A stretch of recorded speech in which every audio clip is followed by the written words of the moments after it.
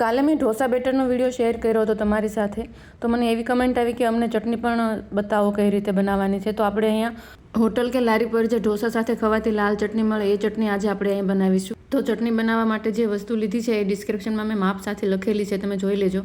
આ ચટણી 5 વ્યક્તિના ઢોસા સાથે ખવાતી ચટણી બનશે. બધી સામગ્રી મિક્સ કરીશું અને ગેસની ફ્લેમ સ્લો રાખીશું. થોડીવાર માટે આપણે ઢાંકીને મૂકી દઈશું, જેથી કરીને આપણે ટમેટા એકદમ ગળી જાય.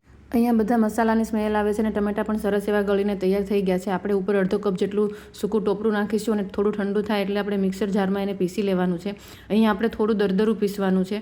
દરદરું થોડું પીસાઈ જાય એટલે આપણે 1 કપ પાણી નાખીશું, ફરીથી પીસી લેવાનું છે. અહીંયા આપણે એકદમ પેસ્ટ નથી કરવાની, પણ થોડું દાણાદાર રાખીને ચટણી બનાવીને તૈયાર કરીશું. અહીંયા આપણી ચટણી પીસાઈ ગઈ છે, તો આપણે હવે એને એક બાઉલમાં અલગથી લઈ લઈશું અને એને વઘાર કરવા માટે થોડું તેલ ગરમ થાય, અડદની દાળ નાખીશું અને રાઈ અને કઢી પત્તા નાખીને આપણે ઉપરથી વઘાર રેડી દેવાનો છે. અહીંયા આપણી લસણવાળી ટમેટાની લાલ ચટણી બનીને તૈયાર છે.